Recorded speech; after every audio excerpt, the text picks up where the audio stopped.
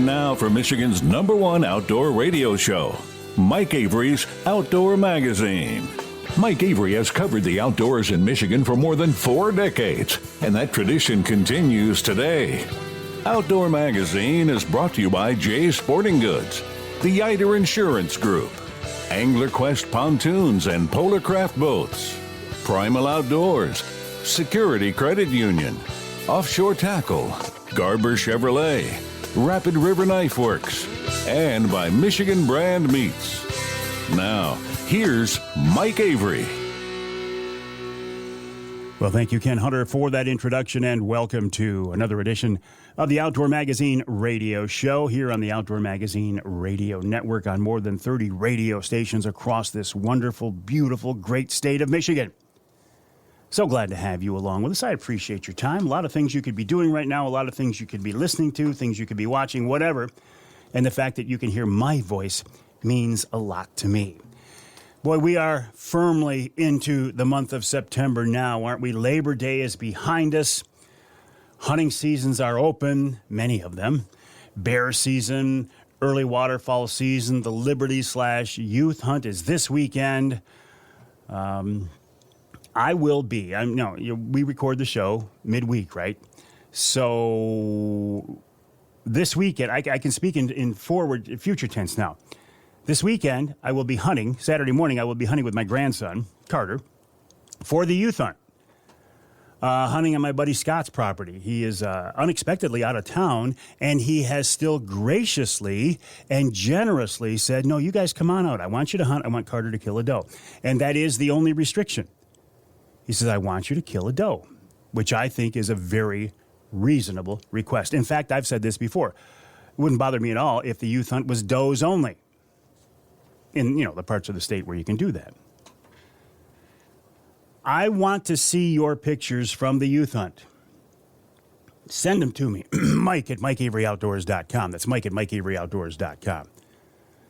I want to post as many positive pictures from the youth hunt as I possibly can. And I don't care if it's a big buck. I don't care if it's a little buck. I don't care if it's a doe. I don't care if it's a fawn. If it's a legal animal and your youth hunter took it during the youth hunt, please let's share those pictures. Again, send me an email with that picture attached to Mike at MikeAveryOutdoors.com. That's Mike at MikeAveryOutdoors.com. I want to try to show as many people as possible just what a wonderful event this is. Some people don't like the youth hunt. There are a lot of detractors. There are a lot of complainers. There are a lot of crybabies. There are a lot of selfish hunters who say those kids should not be out there early in the season shooting their deer.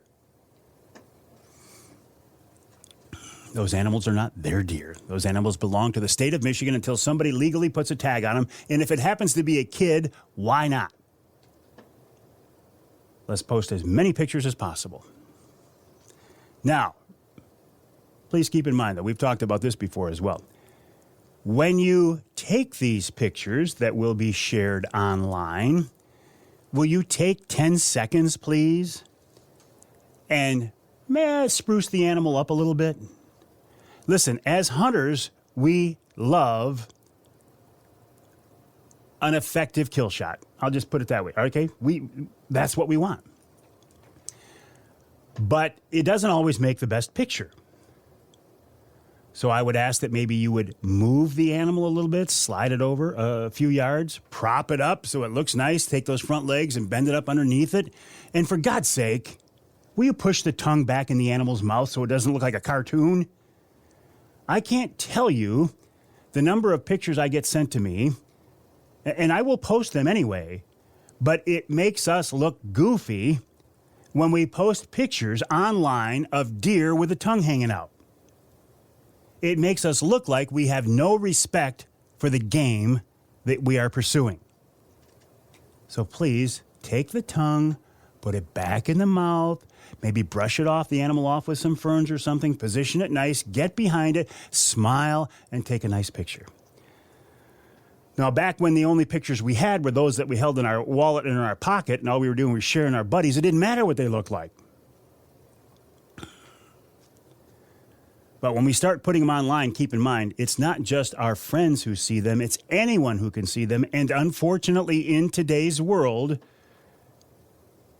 we need to portray ourselves as hunters in the most positive light possible. It's kind of a shame that we have to, but we have to. So let's take advantage of the opportunities, the promotional opportunities out there, i.e. social media. Post as many pictures as we can, but post nice pictures. Good, well-composed, beautiful, pretty pictures with smiling kids behind the deer and the tongue in the animal's mouth. Not that big a deal, is it? We have a new DNR director. His name is Scott Bowen. I have no reaction yet because I don't know the guy. I don't know much about him. Never met him. He's a former lottery commissioner, a lobbyist, an attorney from the west side of the state. What I don't know, is he a hunter? Is he an angler? Is he a trapper? I don't think a lobbyist is going to be a trapper. Does he shoot? Is he a conservationist? Or is he a straight-up politician? I don't know. But I'm going to try to look at this in a positive light until I learn more. You know, does our DNR director have to be a hunter and angler? Or if they are a good manager who has biologists on his staff who are hunters and anglers, and he listens to them, is that a better option? The news release that our governoress set out on him said, Scott will oversee historic renovations and upgrades at our state parks, which I find interesting that is one of the lead lines that they use in the press release. Of all the things going on in the outdoors in the state of Michigan these days that the DNR has authority over, they rate, apparently, the highest priority as remodeling and upgrades at our state parks. Now, I don't deny that our state parks need remodeling and upgrades. In fact, Dan Eichinger, early in his term as DNR director, several years ago, I heard him say this myself with my own ears at a Michigan Bear Hunters Convention. He was talking about how one of his goals was to upgrade and renovate our state parks, and he went through the reasons why. And they were valid reasons, and this is years ago. He didn't get the opportunity to do it. Now, I don't know whether that was because, and I think it's because CWD raised its ugly head and sucked all the funding out of everything. So we'll see. Dan Eichinger left as DNR director, went over to Eagle. He has since resigned Eagle, and now he's vice president at Ferris State. Go Dogs. Shannon Lott, who was acting director, I understand, is still going to stay in the DNR somewhere.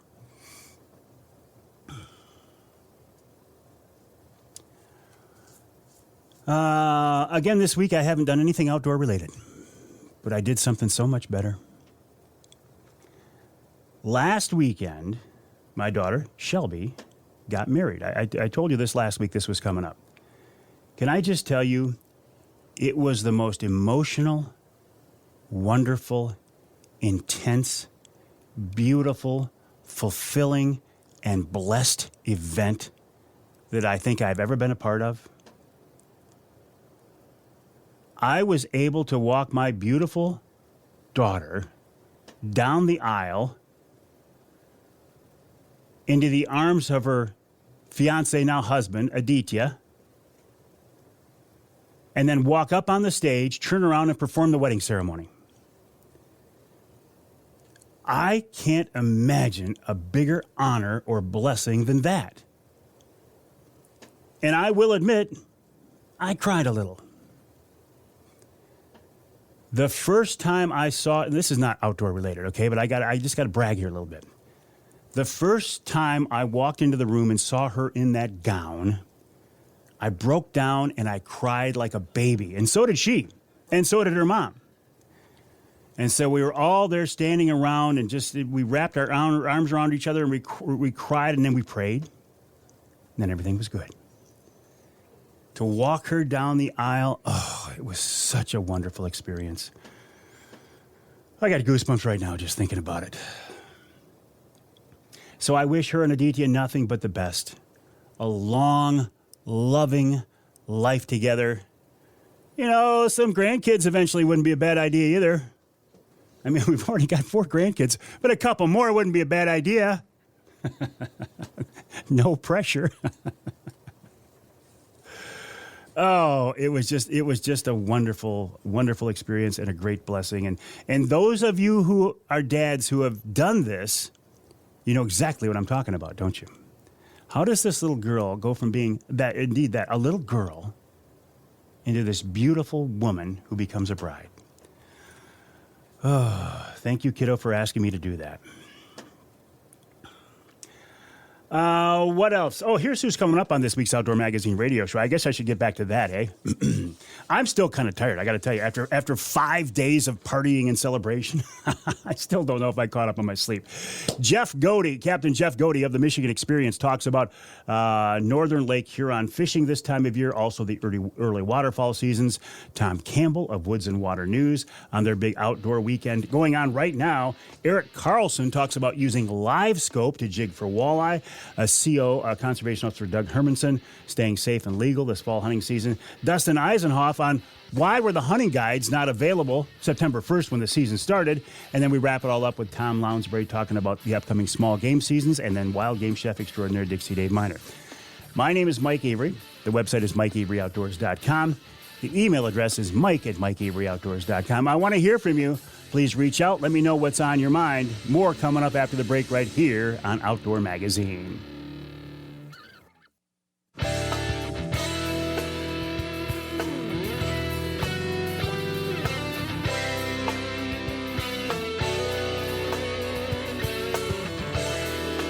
You can hear the Outdoor Magazine show in Battle Creek on WBCK 95.3 FM. You can hear us in Port Huron, WPHM 1380 AM. And you can hear us north of the bridge in Marquette on WDMJ 1320 AM. This segment of Outdoor Magazine is brought to you by the Linwood Beach Marina and Campground. Linwood Beach can be your year-round Saginaw Bay fishing destination and your Mid-Michigan tracker and angler quest and Polar Craft headquarters. Check them out online at linwoodbeachmarina.com. That's linwoodbeachmarina.com. I can't say enough about Linwood Beach. Honestly, I mean, it's in the perfect spot, in the perfect location on Saginaw Bay to reach your waterfowl hunting spots and your fishing spots and your ice fishing spots. The facilities are great. The launches are great. The service is great. The ship store is great. And the people are great. LinwoodBeachMarina.com, LinwoodBeachMarina.com. Now, Linwood Beach just happens to be the home port, the base of operations for Captain Jeff Godi of the Michigan Experience, MichiganExperience.com. Jeff is a very well-known Saginaw Bay walleye charter captain, but he does so much more as well. And I find this time of year to be interesting because September to me is one of these transition months. It's like a shoulder month. It's not summer. It's not fall. And how do you make the most of this time of year? Well, Jeff has been out there doing just that, and he's with us now on the Outdoor Magazine phone line. Cap, welcome back. How are you? I'm doing great, Mike. Thanks for having me. Hey, listen, always a pleasure. Before we go too far, let's talk about your summer fishing on the bay. How was it for you this year? Well, when we got on the water, the fishing was good. And what do you mean by that, Jeff? Well, Mother Nature, she can be a mean one. And we had a lot of north and easterly influenced winds this year. So, yeah, I had days, probably a few days we should have went, but didn't, looking at client comfort and called off trips. And then just some days you simply weren't going to go. So I haven't looked at all my numbers for the summer, but I know they'll be down a little bit this year, but it has just been windy. How does that work? I mean, your crew shows up at the dock that morning. How is the determination made to go or stay? Well, I'm trying to make that determination about 4:30, 5 o'clock to avoid that situation at the dock. So I get up in the morning, I look at 3 or 4 different weather websites, some actual actual wind readings and then some forecasts and trying to make that determination. And, typically we've got, I'll say we've got our radar on, looking at it, talking to clients the night before if we think there's going to be an issue. I'll have them call me first thing in the morning when they get up and give me a yay or a nay.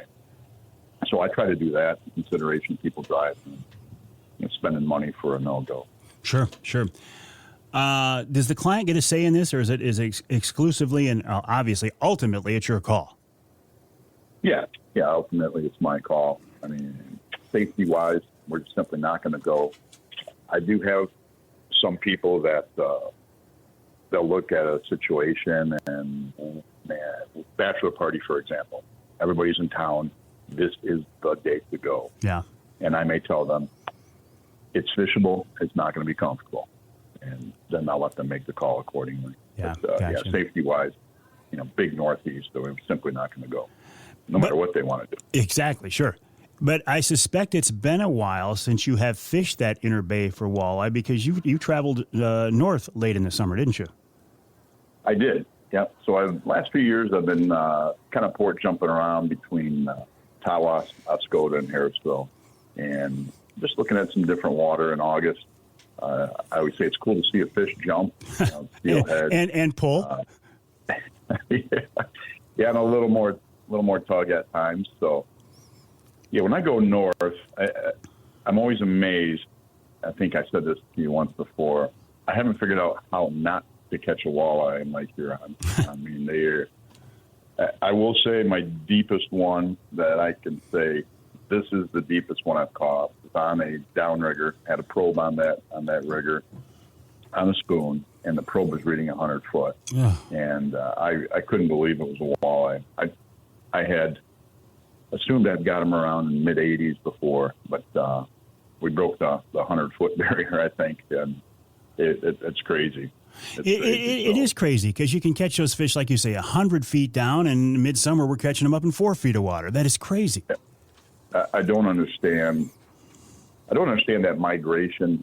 Saginaw Bay seems to have a lot of bait, to me, a lot of forage. So I don't understand why those fish slide north. The water temps may be part of it. I don't know, and certainly they don't all leave. But I'm always surprised. So when I slide north, again, I'm not going way into Northern Lake Huron. So my big three tend to be Lakers, walleye, and steelhead. And the steelhead are always a treat. And when you're running some high weighted lines, lead core, steel, or what, a copper, you can catch really anything on those. It's been fun. But Lakers, walleye, steelhead, my big three. Then we're bumping into kings, coho, Atlantics, and occasional pink. So you never know what you're going to get. 4 or 5 species in a day is kind of an average day. And that's a lot of fun. But I'm curious. A lot of your fellow captains there at Linwood Beach, and in fact on the east side of the state in general, in August head west and they go to Lake Michigan and concentrate primarily on kings. Why not just go that route, Jeff? Well, there's an attraction to a big king, and Lake Michigan has numbers, no doubt about it. They've got kings and coho. They just have greater numbers of fish. So, and some of those things are very traditional. Those guys have done that for years. I fished Muskegon.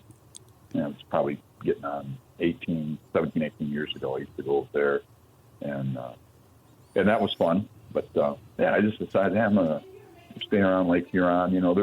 They're doing more in the planning realm here. We're seeing more coho. We're seeing more in Atlantic. Hey, did you see some Atlantics? Pardon me? Did you catch Atlantics this season? Yeah, not as many as I thought I would, and just north they did really well. So I was hoping to get into a few more, but and we've got a few more days coming, so maybe we'll find some more of those. So how long will you continue fishing before you'll jump into a full-time waterfowl hunting mode? I've actually pushed away a few goose hunts to extend my fishing up there.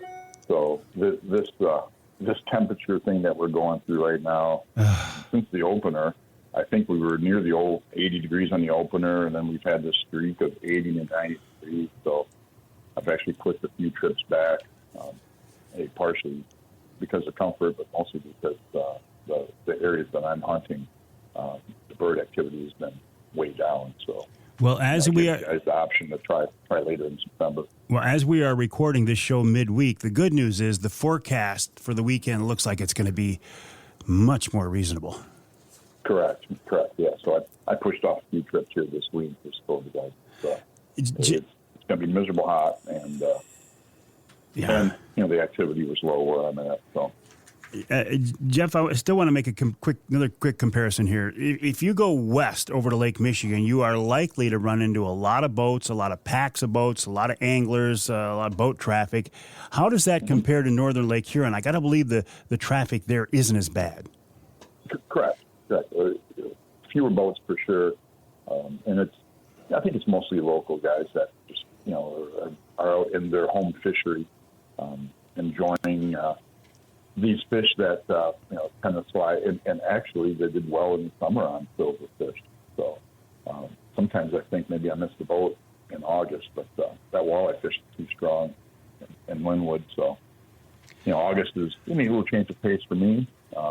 Gets me up north a little bit, and it's not crowded. So that's an appeal for sure. Well, and as nice as Saginaw Bay is, as nice as Linwood Beach is, it's got to be nice after spending as much time as you do out there, long days. It's got to be nice just to make a little bit of a trip north and see some new water, some new ports, just something different. And I suspect the water up there has a little better visibility than the inner bay.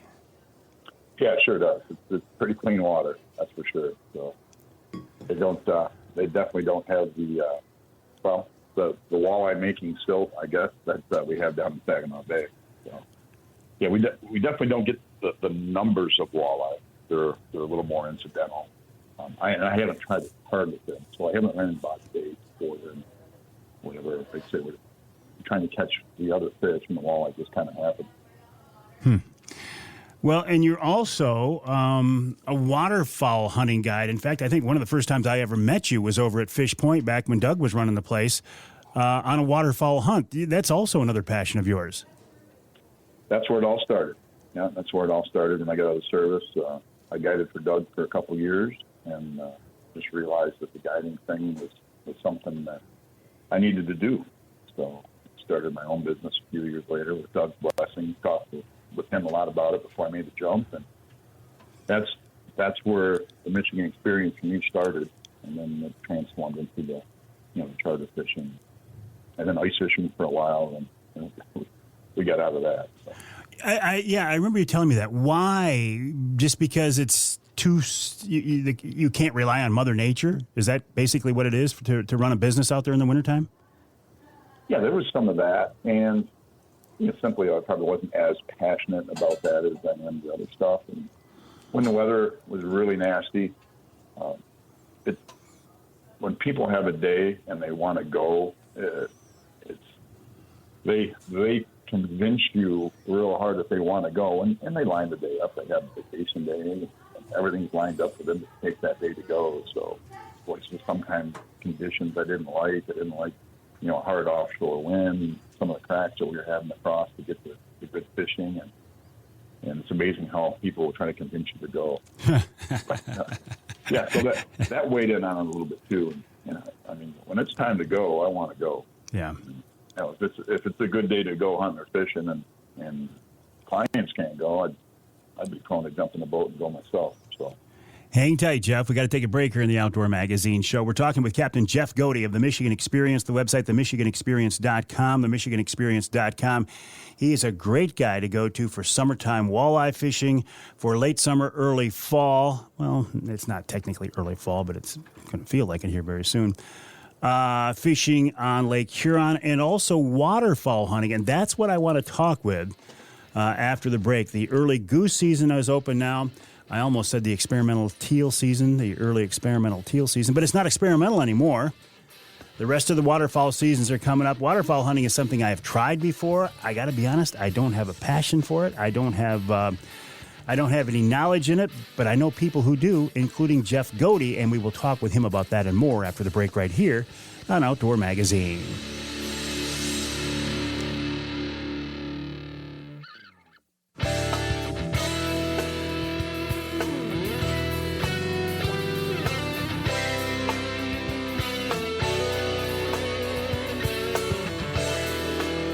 can hear the Outdoor Magazine show in Alpena on WZTK 105.7 FM. You can hear us in St. Joe on WSJM 94.9 FM.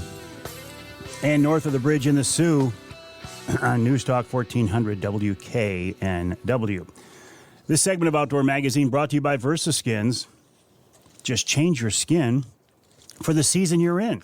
Why buy a bunch of different sets of hunting clothes, expensive, when you can buy one good quality set that is wind resistant, water resistant, warm, and you can snap on and zip on an outer shell and completely change the camo pattern. So you can use it for waterfowl hunting, you use it for snow goose, you can use blaze orange, woodland, all the different seasons of the year.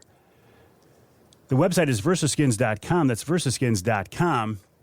VersaSkins and their owner, Paul Perrone, is at the big Woods and Water Outdoor Weekend in Imlay City right now. So if you're heading to the show, make sure you check them out. If you can't make the show, go to the website versaskins.com. That's versaskins.com. While you are online, please check out my website, MikeAveryOutdoors.com, and then head on over to the MichiganExperience.com. The MichiganExperience.com is the website of Captain Jeff Godi. Jeff, really, just a great guy. I consider him a friend. I don't hesitate to to shoot him a text when I'm having a bad day on Saginaw Bay and say, Jeff, send me the right direction. I have waterfowl hunted with Jeff. It's been a very, very long time, though. But Jeff still loves to waterfowl hunt. And, Jeff, it's going to be a while before you start chasing ducks. But the early goose season is going on right now. You say that the very hot weather screwed things up. It's going to get nicer. How is this early season different? Because you're chasing the local birds, right? How is that different than when the flight birds come down? The local birds, obviously, we watch them all summer, and they're here, and we kind of pattern those birds to the fields. We hunt fields quite a bit. We do get on the water as well, but we pattern those birds in the fields, and we had a good opening day. And then it just got so hot. They happened to spray one of my best fields. They went in with a wheat stubble field. The wheat was popping up. They went through and sprayed. So that slowed down that a little bit, and then the heat on top of that. So we are expecting what they call the molt migrants, and I think we talked about that maybe last year, that the young birds that are too young to breed or don't breed will fly quite a ways north into Canada for that seasonal molt where they drop their flight feathers and they're flightless for a few weeks. And then they'll come back down. They'll take a north wind down. Some people say right around the 10th of September. Some people say the 15th, but right in that ballpark. And then you'll start seeing those higher flocks within the next few days, maybe by the weekend. Those high flocks will be coming from up north. And those are birds that were up there for the molt and spent the summer up there. And then now they're ready to come start their migration down, and they'll come and hang out here. And it's good hunting when they show up. Fresh birds are always a good thing. Yeah, because they're uneducated, right? Yes. Yeah, they come in, they're looking for, the new feed.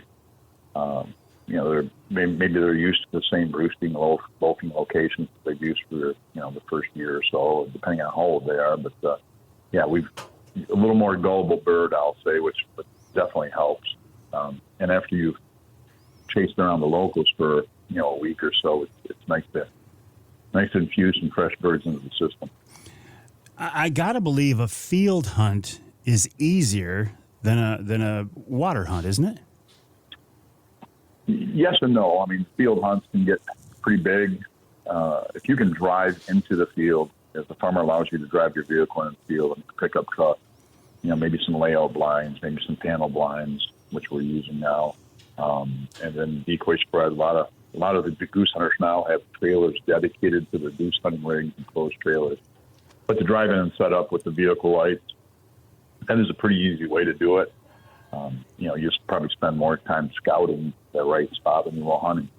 The water, you're going to traditional areas where they may loaf or roost in the evening, or loaf during the afternoon after they feed in the fields, and then finding those spots. And decoy spreads, average goose decoy spread is probably, a dozen to 18 decoys. We try to amp that up a little bit and try to get, 40 plus out to make it look like a big party. And this time of year, we can also shoot teal.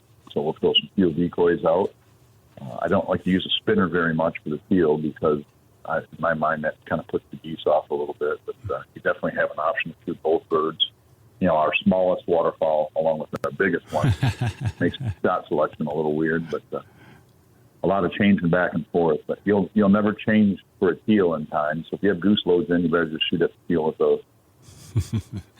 That's got to be kind of cool. You got a big old goose lumbering in, and out of the nowhere, some teal comes zipping through there. Pretty cool. Yeah, we usually will refer to the geese, depending on what you got going on. Big flock of teal. But, the geese usually win. If the geese are coming, we usually let them come in. Yeah.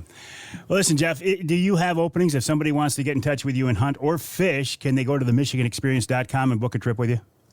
I do. Yep, I have a couple of early goose openings yet. So, yes, we do. All right. Appreciate your time, Cap. We'll talk again. All right, Mike. Thanks for having me. Always a pleasure. Captain Jeff Godi of the Michigan Experience, themichiganexperience.com. Jeff is based out of the Linwood Beach Marina, linwoodbeachmarina.com. Great guy, very, very, very knowledgeable, and very willing to teach. If you're new to fishing or new to waterfowl hunting, Jeff is a good guy to learn from. We will take a break here in the Outdoor Magazine Show. When we come back, Tom Campbell of Woods-n-Waternews talking about their big outdoor weekend going on now in Imlay City.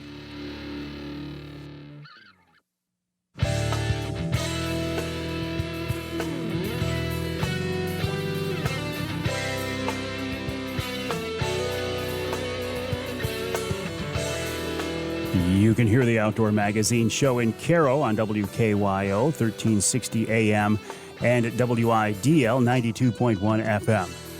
You can hear us in Holland on WHTC 1450 AM and 99.7 FM.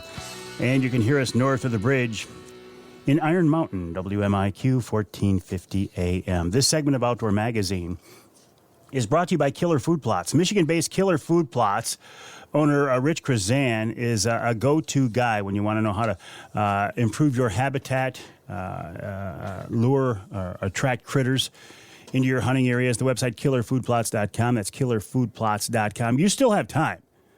I mean, it's getting kind of late, but if you still got the means to get something in there, it can never hurt. Killerfoodplots.com. Now, I don't know if Killer Food Plots is going to be at the big outdoor weekend going on right now in Imlay City, put on by Woods-n-Waternews. Tom Campbell, we're talking to him midweek before the show starts. He's got to be running around, but he's giving us a few minutes. Tom, welcome back. How are you?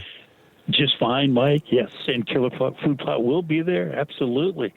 Yes, along with 225 of his favorite vendors. I was going to say Killer Food Plots and anybody else in Michigan who has anything to do with hunting or fishing or shooting or trapping.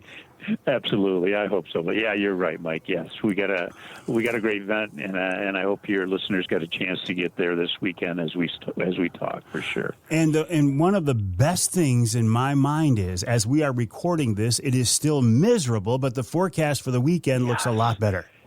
Can you believe it? Wow, high in the 60s. That just sounds perfect. Won't that be perfect? You build it, Mike, as a kickoff to the fall, and we sure would love the fact that the weather's going to cooperate with that. That's fantastic for our show. It's fantastic for the youth hunt. It's certainly fantastic for some bear hunters up north too. So, yeah, that is a welcome relief, and we're looking forward to some good weather for sure. Well, when you talk about the youth hunt, when the DNR moved that season up a week to conflict with your show, you would have thought the DNR would have had enough sense not to schedule a season during the outdoor weekend. Absolutely, Mike, and they're a big part of our show. They come every year. They're fantastic. They talk to our people. This year, they're even bringing their hunter education shooting simulators. So they'll be there in force, of course. But yeah, it's unfortunate. I think maybe we got to do a campaign. Maybe we should start moving that up one more week for the Labor Day weekend. The youth get 3 days of hunting because there's no school, no work. So weather's not much different, but. Well, whatever. But yeah, you just, 37 years we've been kind of right around that date, and things just get changed and moved, and you just got to deal with it. Well, we've talked about this before. You guys have locked in the most perfect weekend of the entire year to have an outdoor show. It is the perfect time. Don't ever let that go, Tom, but you know that. That's right. You're right, Mike. Yeah, we are really satisfied with that weekend. It's kind of perfect. Come off the Labor Day weekend, and then everybody's thinking fall, and it sure has worked, and we're real pleased, and we're excited about this weekend as well. So as folks are hearing this show this weekend, this radio show, the Outdoor Weekend show is going on Saturday and Sunday yet. Tom, give me some details. You got it. So Saturday we open it at 9 o'clock. We go till 7, and then Sunday we open at 9 o'clock and we go to 5. This year we've got a Paul Bunyan Lumberjack show coming in that's going to do a few shows each day, Saturday and Sunday. So they go at 11:30 and 1:30 and 3:30 both days. So hopefully people can get in and catch that. A little family fun, a little entertainment, breakaway. In addition to that, of course, we've got fantastic deer hunting seminars going on. We've got 3 of the best names are our Tony LaBrat, who's a master with manipulating your land for deer. And we've got John Eberhardt, who everybody knows about John and his fantastic way and intense way of hunting. And he loves that public land hunting and how to hunt pressured whitetail. And Adam Lewis, an up-and-comer who's got a whole new deer IQ coming out, and he's going to fill the seminar with a lot of great tips for people as well. So if you're into deer hunting, you still got time to make those seminars. You can go to our website, outdoorweekend.net, and catch the times. And for $10, you can have a great time at the Outdoor Weekend. We talked to Richard P. Smith last week, and I know he's coming down as always. That's one of his annual trips. A lot of people look forward to talking with him. You said $10. Is that a parking pass, or is that an entry, or what is that, Tom? That's free park. There's no charge for parking, free parking. Kids 12 and under are free on top of that. And so it's just $10 adults. So, yeah, it's a good deal on top of that. It really is, because I was just thinking, boy, if you got, a mom and dad and 3 kids, that's going to get expensive. But if the kids get in free, that's a very reasonable morning or afternoon for a family. Yeah, you got it. It is, Mike. And then once you get in, we've got some fantastic food vendors. Butcher Boy's always there selling venison burger, elk burgers, buffalo burgers. So it's kind of a fun thing to come to as well. It's just an overall great. We plug it as our celebrating our outdoor heritage, and that's pretty much what we're doing. Well, and then there's also this little thing called a magazine, but we'll talk about that next time we get together, Tom. Have fun this weekend. Good luck to you, and we will talk again soon. All right. Thanks, Mike. My pleasure is mine. Tom Campbell of Woods-n-Waternews, woods-n-waternews.com, or Outdoor Weekend, I believe he said, .net.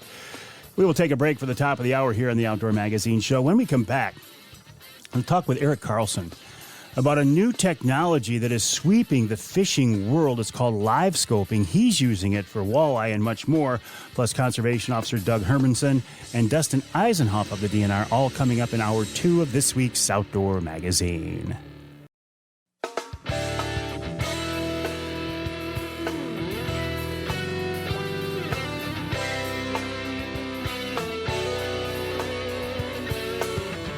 Time now for Michigan's #1 outdoor radio show, Mike Avery's Outdoor Magazine. Mike Avery has covered the outdoors in Michigan for more than 4 decades, and that tradition continues today. Outdoor Magazine is brought to you by Jay's Sporting Goods, the Eider Insurance Group, Angler Quest Pontoons and Polar Craft Boats, Primal Outdoors, Security Credit Union, Offshore Tackle, Garber Chevrolet, Rapid River Knife Works, and by Michigan Brand Meats. Now, here's Mike Avery. Indeed, this is the big guy. Thank you, Ken Hunter, for that introduction. And welcome to Hour number 2 of this week's Outdoor Magazine radio show. Here on the Outdoor Magazine Radio Network on more than 30 radio stations across the great state of Michigan. Yes, this is first and foremost a radio show, and I would encourage you, if you can, to listen to the show on your local AM or FM station. But if you can't, there is a podcast version of the show available. Now, I love podcasting. I think it's a great way for anybody to get your message out, to tell a story. I mean, honestly, you could start a podcast using your phone and just talk into it, upload it from there, and it would be a podcast. Now, our podcast is a little bit more involved. We record it here in the radio studio. The podcast version, the podcast version of Outdoor Magazine Radio is nothing more than the radio show made available somewhere other than on your local station. Those destinations include my website, MikeAveryOutdoors.com, my Facebook page, Amazon Music, Audible, Twitter, now called X, by the way, LinkedIn, Apple Music, Google Play, iHeartRadio, SoundCloud, Spotify, TuneIn, Stitcher, Player FM, Deezer, Odyssey, and even YouTube. I also do podcasts for some of my advertising partners, including Angler Quest, Pontoons, Primal Outdoors, Polar Craft Boats, and Offshore Tackle. And when we are done recording this week's Outdoor Magazine radio show, we will record this month's offshore podcast featuring Sir Lancelot, Lance Valentine of Teachin' Fishin'. So keep an ear out for that. But regardless of when you are listening to my voice, how you are listening to my voice, I do appreciate it. There are so many things that are vying for your attention these days. The fact that you're hearing my voice means a lot to me. I would not be able to do this without your support, and I do truly, truly appreciate it. My first guest this hour is a man that I don't think I have personally run into before, but he was a buddy of mine, a mutual friend of ours, Ed Bolanowski, said, hey, you've got to get Erich Carlson on the show. He said, I fished with a guy the other day, and he's an absolute master. So I looked him up online, and Erich actually is an offshore tackle pro staffer. He's a walleye tournament fisherman. He is a livescope expert. He's a wildlife artist. He's a teacher. He might be a biophysicist and an astronaut for all I know. He's wearing so many hats. But we're going to concentrate on his fishing hat first as he joins us now on the Outdoor Magazine phone line. Erich, welcome to the show. How are you? I'm great, Mike. I appreciate you having me on this morning. Well, listen, it's a real pleasure. Ed says you've got this whole live scope thing for jigging for walleye dialed in. I am fascinated by this technology. I have not seen it in use firsthand on the water yet. What can you tell me about it?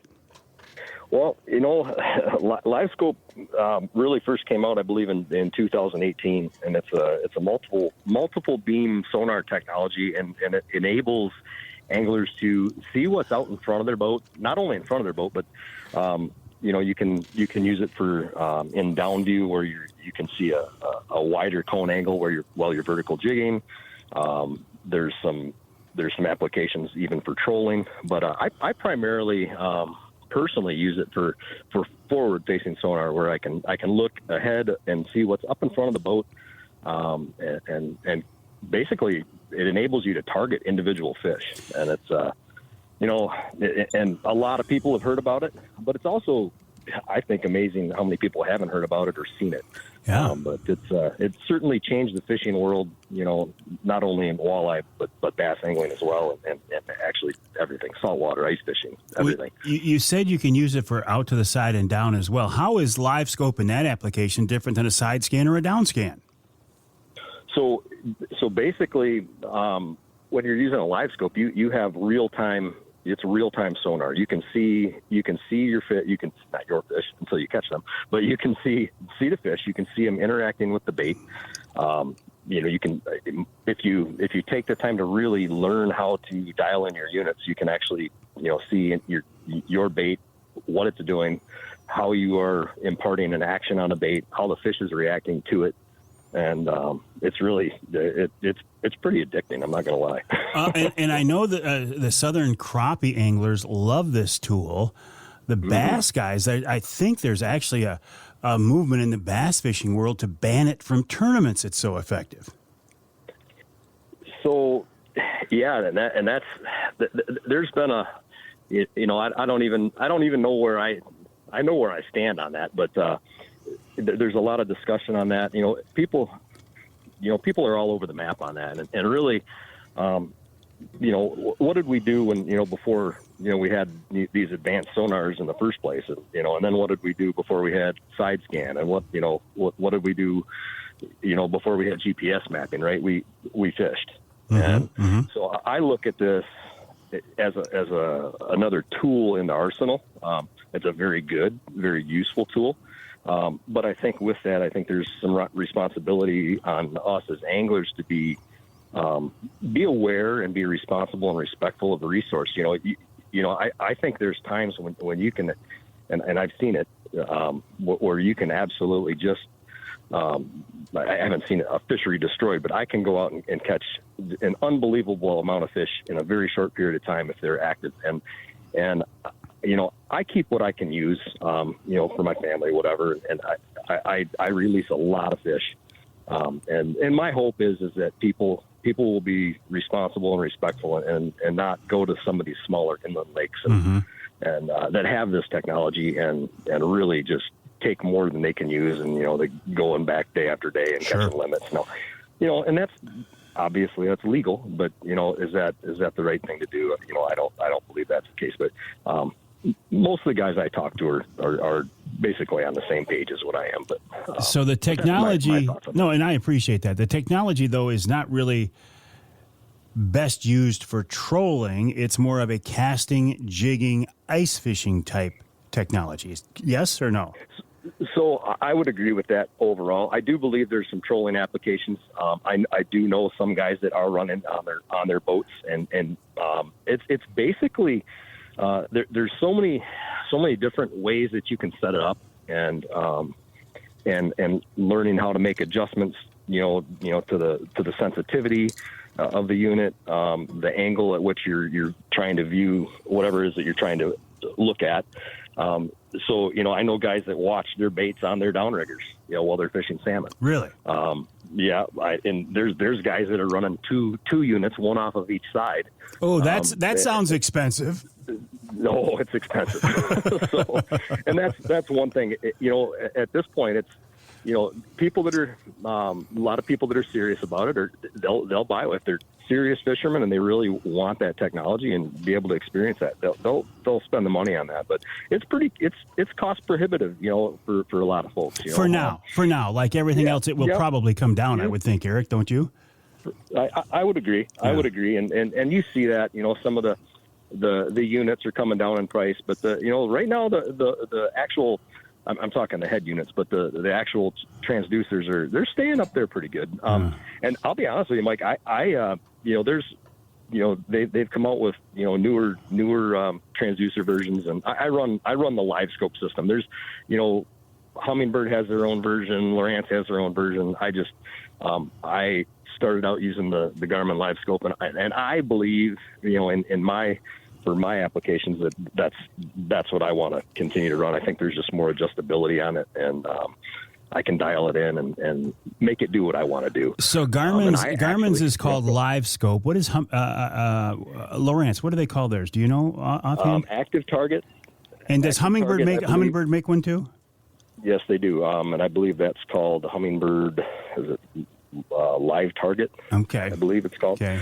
And Lowrance, I don't have a ton of experience with the Humminbird unit. I do know that the Lowrance version is very good as well. My good buddy of mine and tournament partner, Wayne Van Dyke, he runs the Active Target on, from the Lowrance, and he's pretty happy with that. So, and I run an older unit, so I don't have the most current transducer. I just, right now. But, now. And you know why, right? you just told everybody I'm a teacher, right? So, those units are expensive, and I will have a second unit on there at some point, and then I can take one off and use it for ice fishing as well. But they're it's an incredible tool. It really is. Well, Ed Bolanowski was telling me about a trip. I won't mention the lake unless you do. A northern Michigan inland lake where you guys were either casting or jigging rattle traps or jigging wraps or something. And he said it was unbelievable how effective it was. Hang tight, Eric. Hang tight. I got to take a break here in the Outdoor Magazine show. When we come back, I want to talk more about this technology, how to use it. I mean, it's not just a walleye tool. I mean, it sounds to me like it's a perch tool or anything else. If you want to learn more about Eric, you can find him on Instagram. He is Erich Carlson _outdoors. Erich is ERICH Carlson _outdoors. And he's also a wildlife artist. If we get time, we'll talk more about that. From that point of view, he's fur-fish-feathers.com. So Erich Carlson _outdoors on Instagram, and the website fur-fish-feathers.com. We'll take a break here in the Outdoor Magazine show. When we come back, wrap up the conversation with Erich, then turn to Conservation Officer Doug Hermanson about staying safe and legal this fall. And Dustin Isenhoff answers a question about why do we not see the hunting guides? Where are they? Coming up, hour 2 of Outdoor Magazine.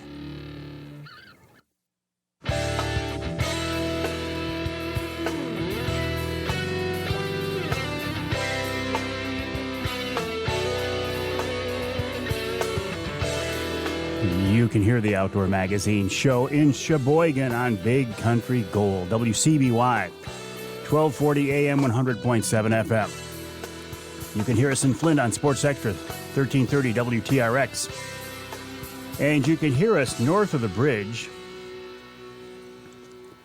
in Newberry, WNBY, 1450 AM. This segment of Outdoor Magazine, speaking of above the bridge, is brought to you by, you heard it, Rapid River Knife Works.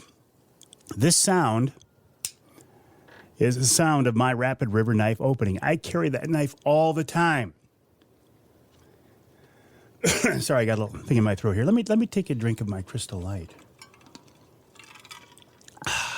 So much better. I carry my Rapid River knife with me all the time. I think a good knife is one of the most valuable tools you can have.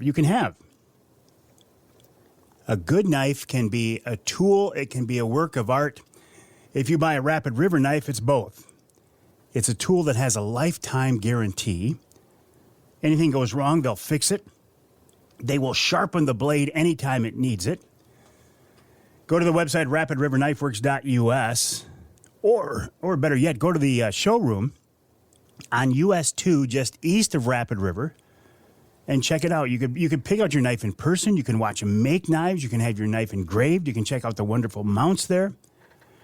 rapidriverknifeworks.us, or stop by the showroom the next time you get up to the UP. Talking now with avid angler Erich Carlson. You can find him on Instagram as Erich Carlson Outdoors, or his website is fur-fish-feathers.com. Erich, let's talk real briefly about your wildlife art. I didn't know that until I looked you up online. You do some pretty cool stuff. Yeah, thanks, Mike. I've always been an outdoorsman, hunter, fisherman, and an artist. And I'm a middle school, high school, and college art instructor. And so, my passion is fishing and hunting. And I started painting. I actually started painting on feathers years ago, maybe close to 20. Well, actually, over 20 years ago now. And all of a sudden, there was this interest in them, and people wanted to buy them. And so I started doing that. And I'm pretty busy with it on the side. So I do pretty much everything. I do, pet portraits, a lot of hunting dogs, gun dogs, things like that, fish, deer, bears. I do, trophy shots with people with their deer and all kinds of cool stuff. So best place actually to look is probably on my Facebook page, which is Carlson Wildlife Art. But anyhow, yeah. So that's a cool thing I do, and kind of another passion of mine. So Carlson Wildlife Art on Facebook. Okay, I'll check that out. Okay, so let's go back to LiveScope now. So our mutual friend Ed Bolanowski said you guys were up north. You were, what were you doing? Describe that day for me that at least Ed told me about. Well, so we don't live too far apart, and I've known Ed for 20-some years, and we fished.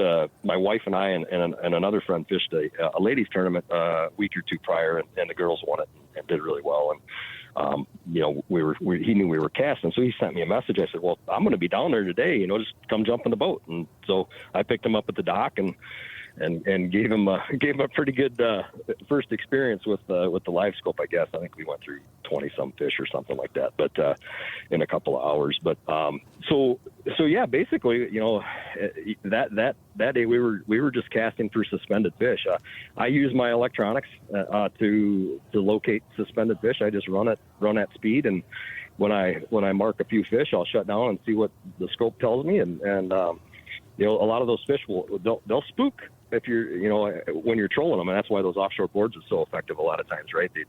Those fish move off to the side of the boat, and, but with that forward-facing sonar, you see them up ahead of the boat, and you can actually cast to them before you get to them. And once you figure out what they want to eat, in this case, it was I believe we were casting jig and wraps, and maybe some shipper minnows and some acme hyper rattles too. I believe, I don't remember, but they. It's pretty incredible.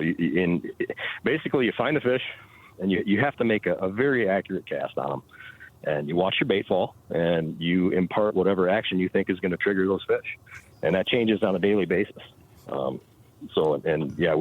We hammered him pretty good, and Ed, I looked over at him a couple times, and his jaw was kind of just hanging down like, this is ridiculous. Well, that's what he said. Yeah. So you use your regular sonar to find the fish. Then once you find them, you home in on them with your live scope, your forward-facing live scope. Exactly. And the same thing holds true. And we were in deeper, you know, I don't remember what depth we were fishing, but, you know, we were at least over 40 foot for sure. But you know, the same thing holds true in those shallower bodies of water where you're running around, and, you know, the key is for me is to mark them at speed, you know, and once you see and get used to your electronics, you can identify what fish are, and you're like, all right, I need to check this out, and stop and really give it a once over, and, you know, see if it's what you're looking for. Okay, so the screen you're looking at, as you're looking forward, you're seeing individual fish. Do they mark like standard sonar? What do they look like? So you don't get an arch, and the different versions mark differently, and it also depends on how the fish is facing. So if a fish is facing like away from you, you don't get as hard of a return. If that fish is broadside to you, you get a much sharper, you know, crisper return. So that can kind of, I wouldn't say trick you, but that can be a little bit tricky to understand at first until you get used to it. But it's just basically different fish mark differently. Like perch will mark like as a little chunk, you know, like these little chunks, and you can say, oh, hey, there's a school perch. And, you know, walleyes are typically a little more on a live scope anywhere, a little bit more elongated. And, you know, I cast it individual fish, but, you know, if I see them grouped up, usually there's some activity going on there, and those fish are usually a little easier to trip.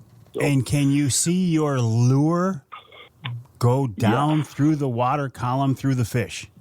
I can, and you know, you follow, if you read, and I'm sure a lot of listeners are aware of this and stuff, and have looked and stuff online, but you know, I can see my bait and I have to change the settings on my unit all the time because it's based on water conditions, light, water temperature, et cetera, and that's why I like the Garmin, because there's so much adjustability.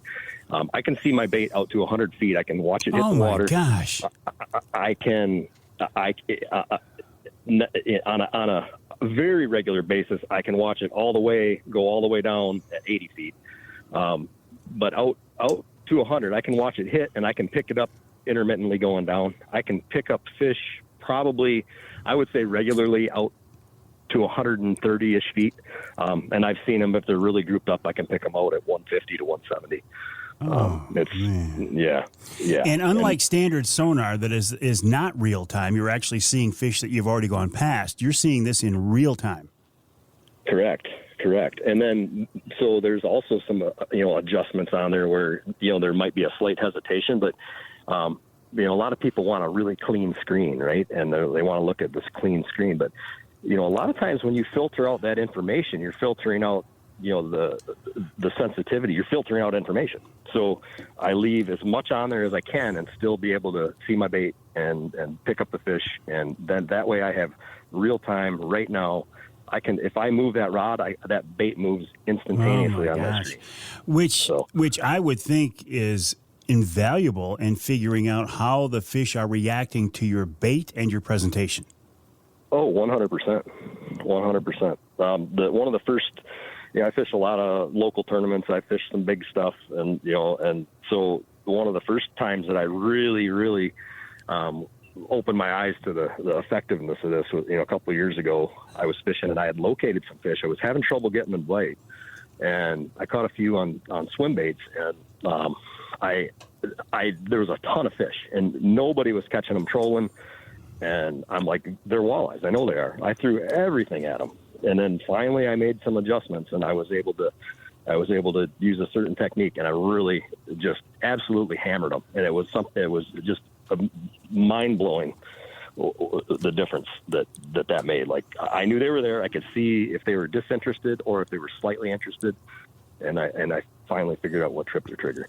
And that's the real, one of the real gains of that, right? It gives you that feedback. You learn so much about how fish react and respond, not only to your bait, but to the boat. Sometimes I'll see them at 100 feet. And it's calm out, if they hear a wave slap the side of the boat, they'll just kind of slink off. Really? I don't like that. I'm going down the bottom, or, hey, I'm out of here, and they'll swim away. Wow. It's amazing. So you're primarily a walleye guy. You've used them on walleye. What other applications here in Michigan do you see it for, Erich? I use it for perch. I use it for bluegills. Open water, ice fishing, same thing. It's the same technology, same idea. And it saves time. It makes you more efficient. But again, I got to keep revisiting that, because I worry about my local lakes too, right? So, and I don't want to see. I don't want to see people go in there and bring 8 guys in there and have live scopes, and then they go in there day after day and they take 800 perch off of a weed bed on a small inland lake. I mean, so I just like to make sure that we're using that in a responsible, respectful manner for the resources. Yeah, because if people don't, then the authorities will get involved and they'll start regulating it, and that's not something anybody wants, I don't think. Right. And that's just it. I don't. A lot of the tournaments nowadays, bass, walleye, etc., they are being in some ways dominated by guys with live scopes or using live scope in some way. Mm-hmm. But it's so that's one of those things. We've got to be cognizant of that and just make sure that we're being responsible and respectful. And I think most people are. It's a concern, Well, I've talked to so many people, both on the radio show here and especially like on some of the podcasts that I do, who use live scope and say it'll change the way you fish. I have yet to use one. I'm thinking, man, the more I hear it, it's not going to be long before I'm going to have to put one of these things on my Angler Quest, because I got to do it. I got to do it. Yep, it really is amazing, and it opens more doors for you. Honestly, I grew up. I had family property on Point Pelee in Canada, and I grew up fishing Lake Erie. And I was around when the first offshore planer boards were, hit the market, and we were like, it was awesome. Prior to that, we were running these big, heavy mahogany things that my grandfather made. Yep. And so I'm a troller at heart too, and I'm really good at that. I enjoy it. But this just gives you another avenue. It gives you another way to catch fish if the trolling bite's not going that great. My Eric, wife. Listen, Eric. On that note, I'm really sorry. I got to cut you off because I'm absolutely out of time. Thank you, Erich Carlson, for joining me and talking about live scope. You can find Erich on Erich Carlson Outdoors on Instagram, on Facebook. He is Carlson Wildlife Art, and there's also a furfishfeathers.com website as well. More coming up after the break right here at Outdoor Magazine.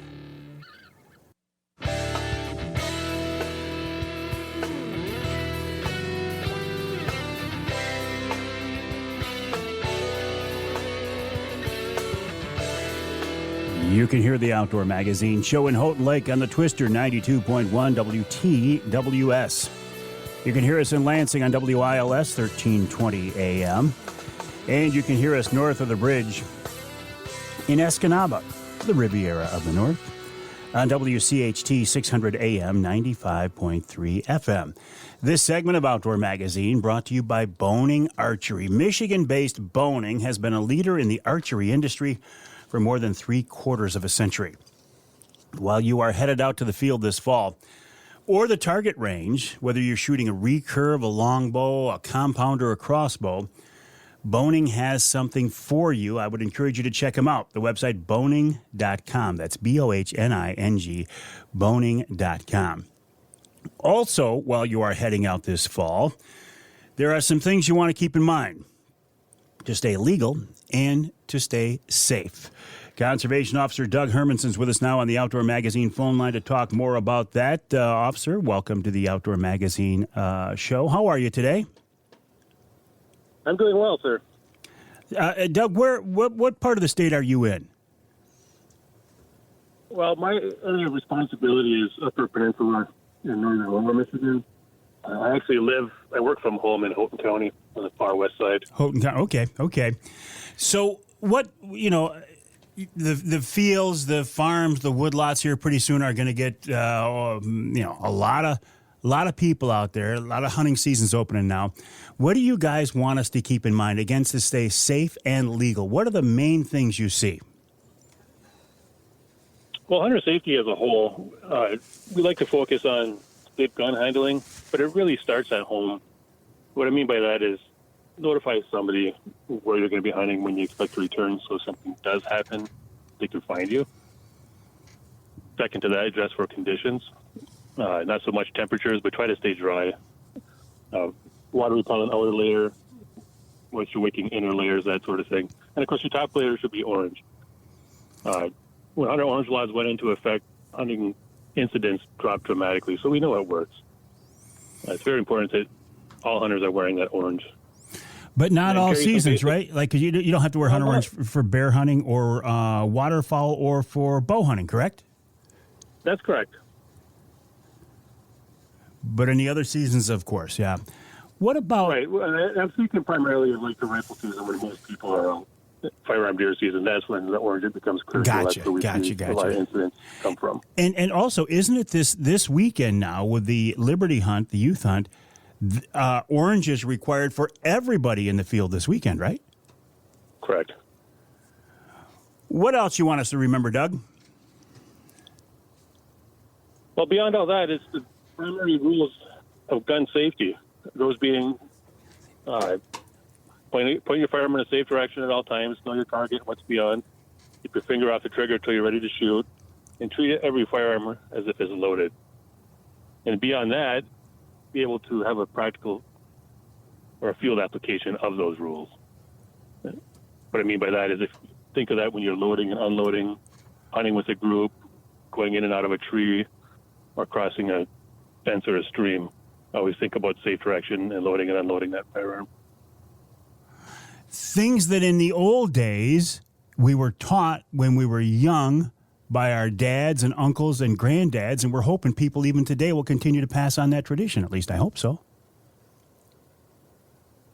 Well, absolutely. And that's why we, as a state, have introduced mentor hunting, where we try to use experienced hunters to mentor in new and inexperienced hunters, and with the expectation that they would be teaching them some of the same principles.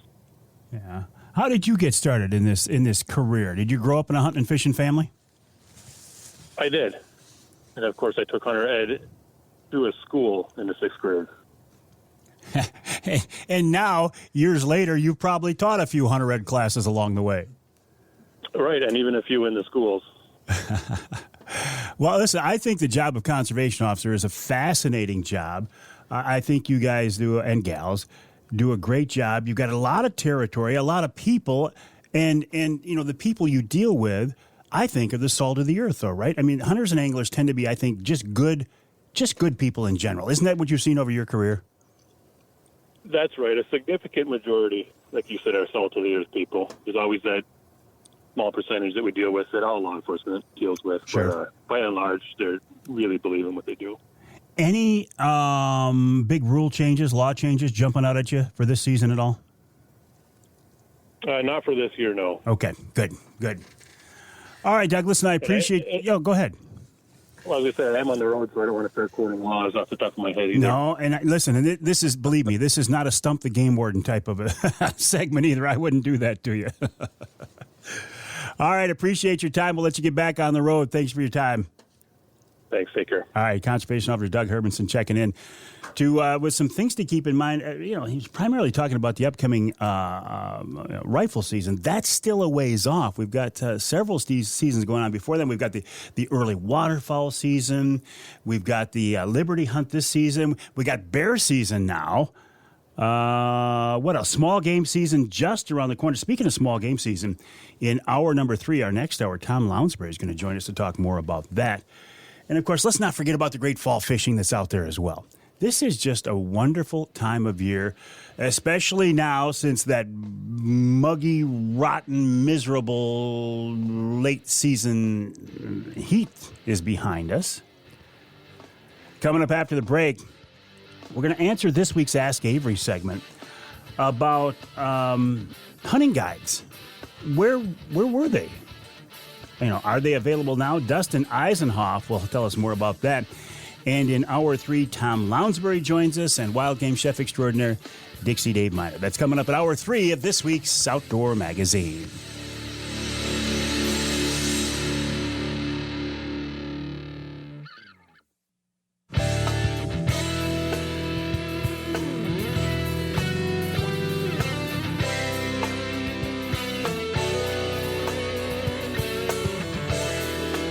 You can hear the Outdoor Magazine show in Ludington on News 97.98, 98.7 WLDN.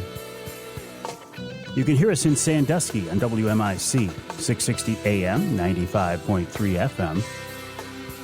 And you can hear us in Traverse City on WTCM, 580 AM. The Ask Avery segment is brought to you each week by the good folks at Security Credit Union. Security Credit Union loves to work with outdoorsmen and women, and they can help you with your next outdoor adventure. Check them out online at securitycu.org. That's securitycu.org. The way this segment works is this is your chance to get involved in the content of the show, to find out something that's been bugging you, to find out the answer to something maybe you can't find online. If you send the question to me via email, mike@mikeaveryoutdoors.com, then I can reach out. Maybe it's a question you want me to answer, but if not, it's, I can reach out to somebody else. Bob Lynch did that here a few days ago. He sent me an email, mike@mikeaveryoutdoors.com. He said, Mike, can you find out why there are no hunter guides available? It's September and they're not even available online. How do you find out about regulation changes? I don't want to make any mistakes. Well, I think that's a pretty honorable thing to want. I don't want to break any laws. I don't want to make any mistakes. But if the information isn't there, how are you going to know? Dustin Isenhoff is with the DNR. We've had Dustin here on the show before, and he is a guy who's a large part of his responsibility is the guides and getting the information out. And he's with us now to answer this question. Dustin, welcome back to the show. I appreciate it. How are you? I'm doing well. Thank you. So tell me, you heard me ask the question here. What's your answer to that? First off, that's one of the fairest questions I think I've heard all day. Good. But they are, the good news is, I guess the silver lining is that those regulation summaries are online and they're on the app. And they've been there for a little while now, not super long. So as hunting seasons are kicking off, we do have those out there for everybody on the Michigan DNR Hunt Fish app, which you can find either in the Google Play or your Apple Store. Or you can go to michigan.gov/DNR regs, and all of them are there, including the most popular one that I think is being asked about, the main hunting and fishing regulations, and then waterfowl, fur harvester, all of those are on there, ready for people to be able to download or click on and review. So are we getting away from the printed guides? Is that what the goal is? That's certainly a discussion. We don't know what I wouldn't say completely getting away. We're reducing the amount that are out there. We're trying to right size how many are out there and get them in the hands of the folks that really need them. We know that more people are using digital things and downloading apps. We're looking at kind of waste and return of some of our regulations guides every year, and so we're just trying to get that number right. So we're definitely not by any means stopping the printing of them. Believe it or not, due to some of the incredible lingering delays of our COVID-19 fund, printing has become a little more challenging, and we're starting to get through that process. But that's part of what we're seeing, and we're doing some reductions in quantities from kind of price increases that we've seen from that as well. But no, we're certainly still printing them all and getting them hopefully where they need to be. Yeah, this is interesting because it wasn't that many years ago where every retail license agent was supposed to hand out a hunting guide when they gave out a license. And I can see where that would be really expensive, and a lot of these would just go to waste. So I get that side of it. On the other side, Dustin, you got maybe some of the older hunters who just aren't as technologically astute that might really still like having that in their hands. So kind of a blend of both for a while at least. Yeah, that's certainly how we see it. We certainly know that there's going to be some groups of folks that, are going to need the paper copy. So that's what we're working to do and trying to figure out how to get those where they need to be. But also letting people know that there are ways like that.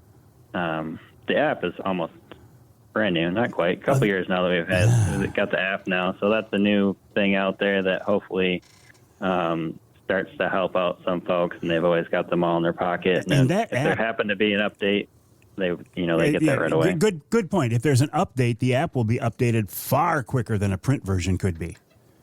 Yep, you'll get a little red notification that we're used to seeing in every one of our apps that we have on our phone these days, and you're like, oh, there it is. I got the latest one. So from that perspective, the old saying is once you print something, it's out of date. We obviously do our best, but the saying is there for a reason. That app, the Huntfish app, is very impressive. I like carrying that on my phone because you've got everything in your pocket. You don't have to carry multiple guides. It's all right there. It's easily accessed. So I hear what you're saying. I think that's a good way to go, but I also appreciate that you're going to continue to print a few of those apps as well.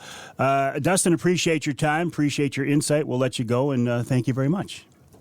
Yeah, you're welcome. Thanks for giving us a call. I appreciate that. Dustin Isenhoff of the DNR, michigan.gov/DNR, michigan.gov/DNR. That Huntfish app he's talking about is very, very slick. Or go to the website, michigan.gov/DNR. The app, to my mind, is much more convenient.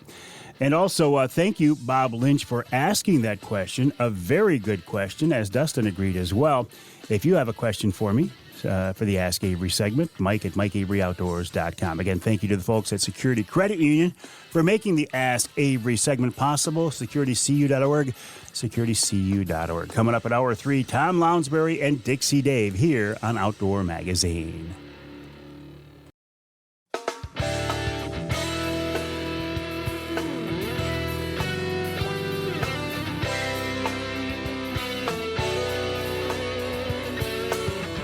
Time now for Michigan's #1 outdoor radio show, Mike Avery's Outdoor Magazine.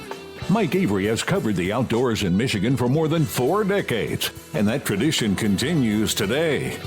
Outdoor Magazine is brought to you by Jay's Sporting Goods, the Eider Insurance Group, Angler Quest Pontoons and Polar Craft Boats, Primal Outdoors, Security Credit Union, Offshore Tackle, Garber Chevrolet, Rapid River Knife Works, and by Michigan Brand Meats. Now, here's Mike Avery.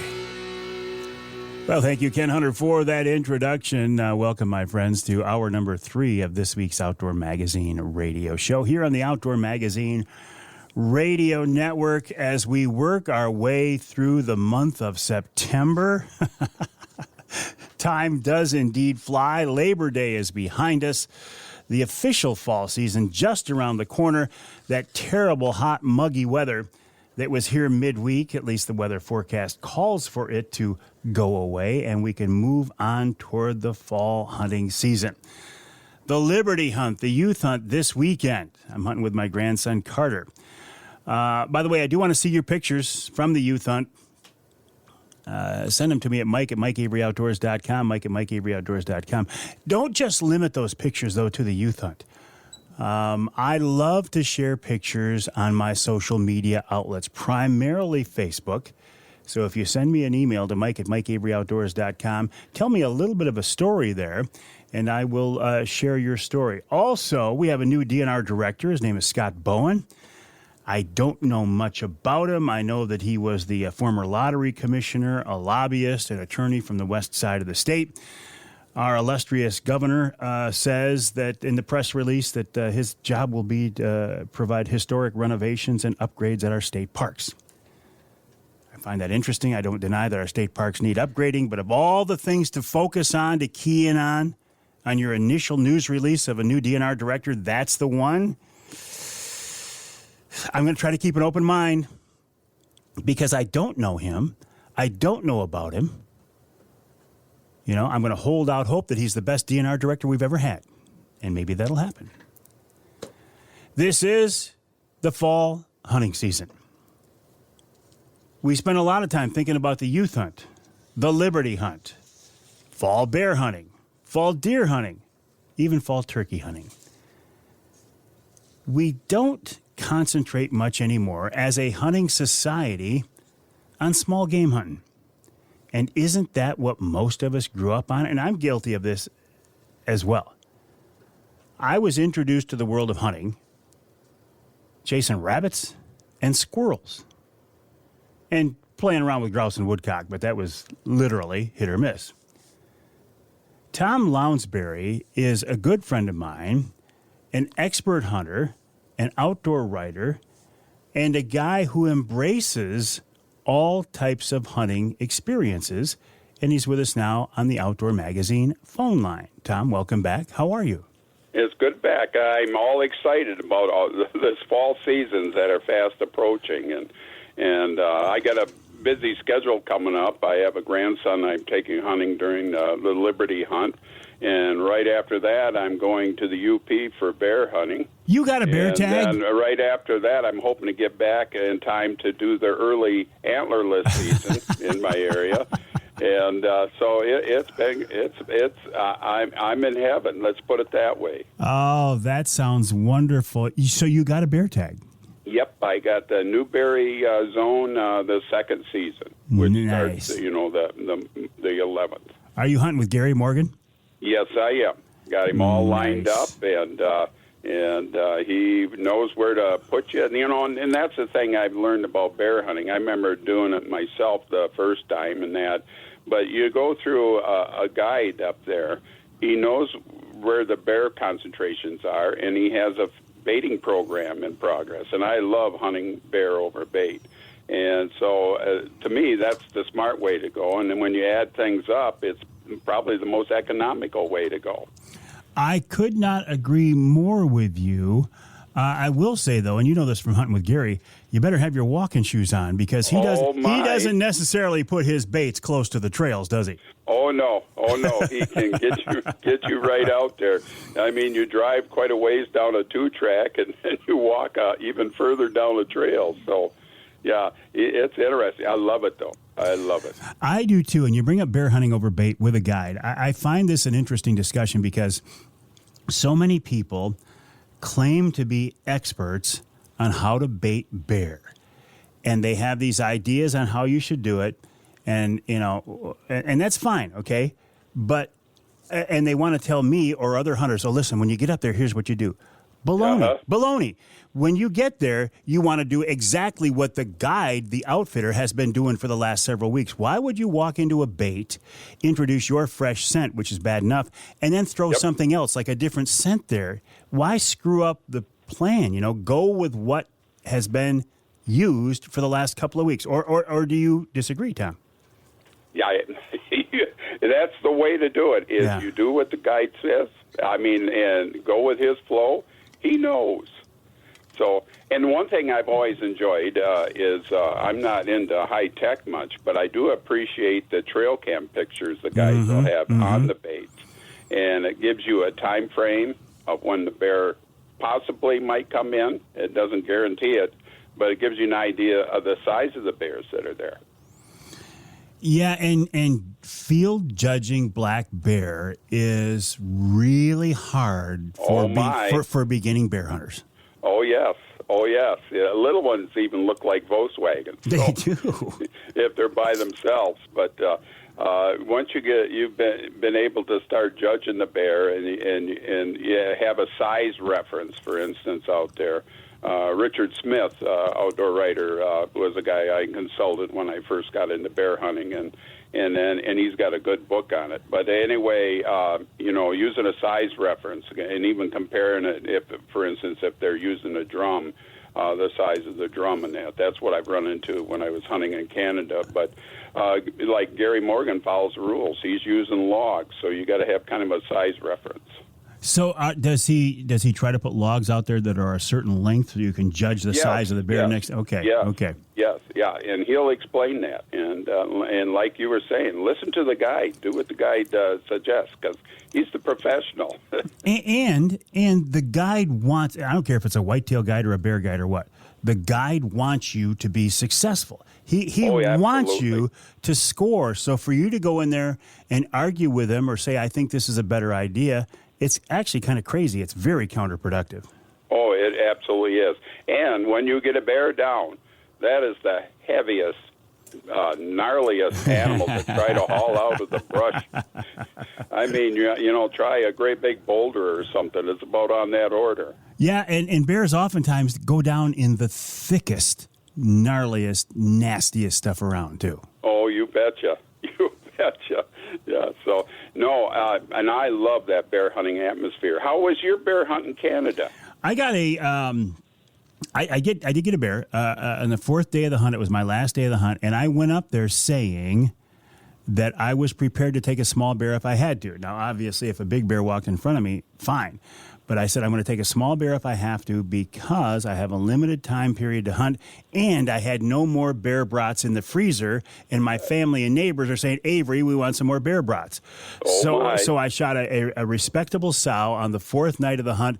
I was happy as could be. The bear dropped almost within sight. I had a really the most impressive death moan I've ever heard. And it was a great hunt. And the thing that was really interesting, Tom, is we went up there when those wildfires were burning so bad. And we thought we weren't going to be able to go. At the last minute, the ministry opened it up so we could get in there. But the whole trip up there, it felt surreal because we were driving in haze so thick, and it was actually smoke from the fires. Right. And it's just like fog. Yeah. Yeah. Yeah, it got so bad in the thumb here. I remember I was in Bad Axe one day in the middle of the day. Everybody had their headlights on because we were in a fog. Think of how much timber has to burn to have this much smoke this far away that what we experienced earlier. Oh, I know. It's terrible. I know.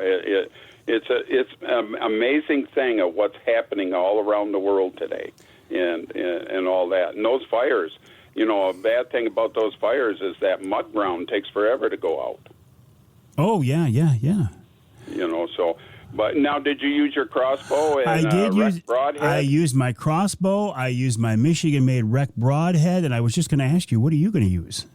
I'm going to use my 450 Bushmaster. I've got my a Mossberg Patriot. I got a Magna brake on the end. The thing, my 10-year-old grandson used it to shoot a deer. I mean, the Magna brake really takes off the recoil, and it's accurate. I got a 1 to 4 power loophole scope. I mean, that's my perfect, magnification for me, especially for the ballistics, the 450.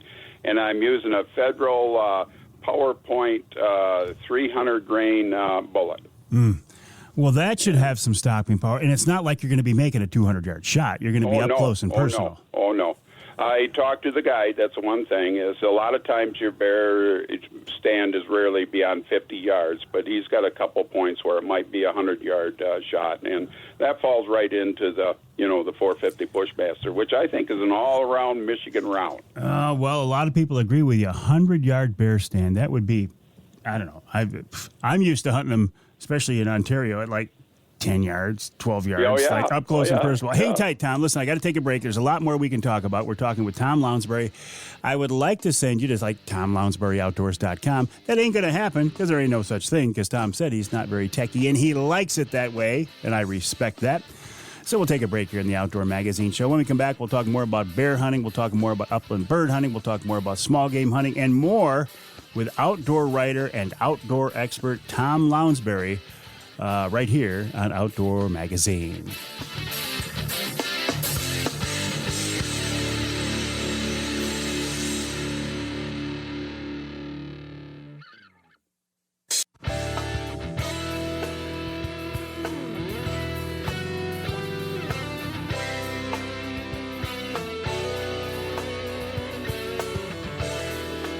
You can hear the Outdoor Magazine show in Houghton Lake on 98.5 WUPS.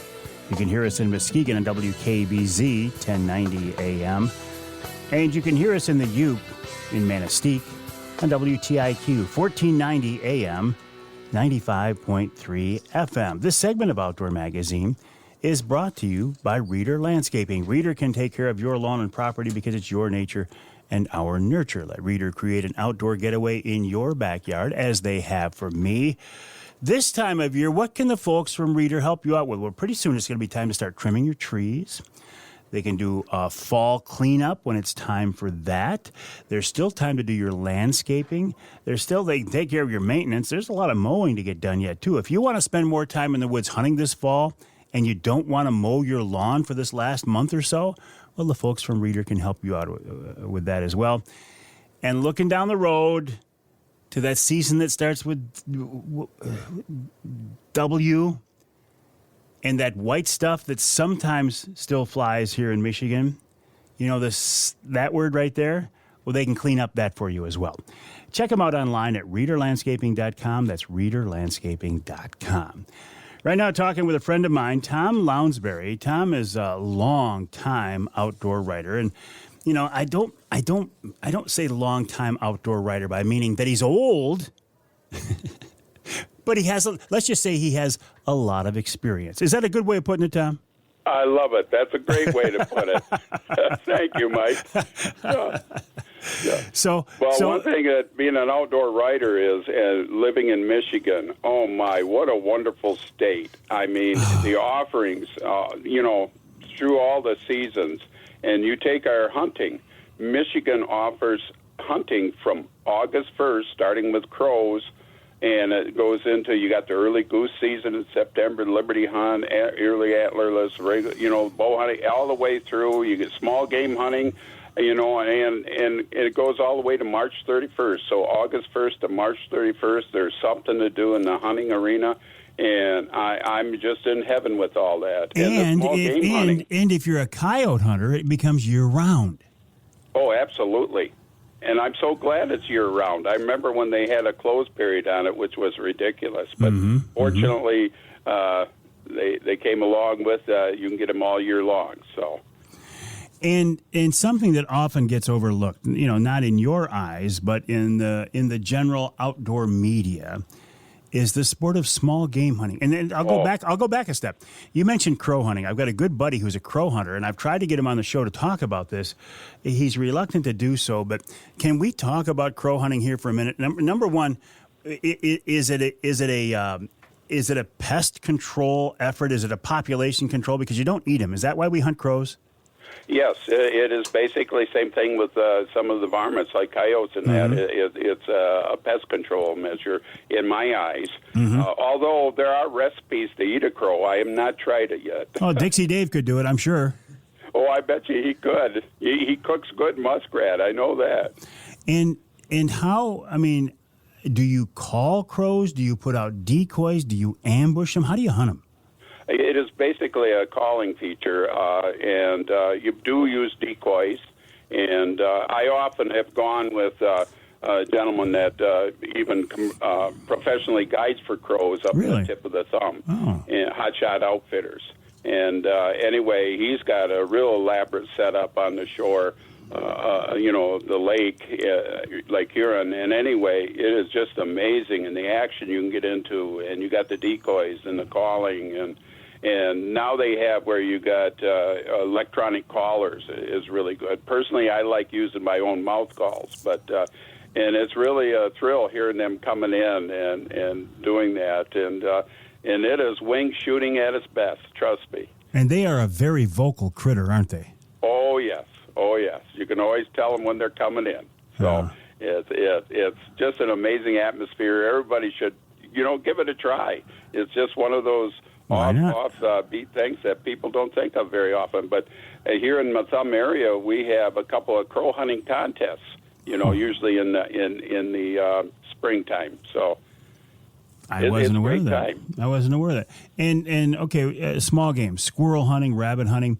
You have a different take on squirrel hunting these days. You have a new tool the past few years as part of your toolkit, don't you? Oh, yes. I got a pair of mountain cur dogs. And squirrel hunting, squirrel dogs add a whole new atmosphere into it.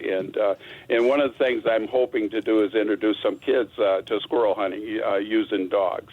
And I also like to just quiet, sit there and hunt squirrels and do it that way. I found out if you're a good squirrel hunter and you're a good shot in the woods, it's going to make you do great when you're hunting white-tailed deer because they're much bigger. But there's a lot of similarities when not using dogs, of course, but there's a lot of similarities between your still squirrel hunting and deer hunting. I so appreciate you saying that. My sons had to do first before they could go deer hunting was become a good squirrel hunter. Well, and I so appreciate you saying that because in my own family, my granddad told me when I was a kid that exact same thing. If you can take squirrels, you can take whitetails. That's right. And what a good way to train and a good way to ease into it. And even if you don't want to go whitetail hunting, it's just a good activity in itself. Oh, whitetail hunting for me and my family, it's a brief interlude in a full season of small game hunting. Because we go from start to finish, and like I say, we enjoy our deer hunting, but it's just a brief. When you figure how long the deer seasons are, which they're not bad now. Yep. They're just a brief interlude. On squirrels and rabbits, do you eat them from the early season, or do you need a good freeze to get the ticks and stuff off them? Because I've heard two different schools of thought on this. Yeah, squirrels, no problem at all. And I don't think there is with rabbits. The only thing is I put more of a focus on squirrels during that time frame, and my focus on rabbits starts, near the end of December, pushing Christmas time. Yeah. And that's when I get into the rabbits. And I've heard where, they can be bad, but I don't think that's the case.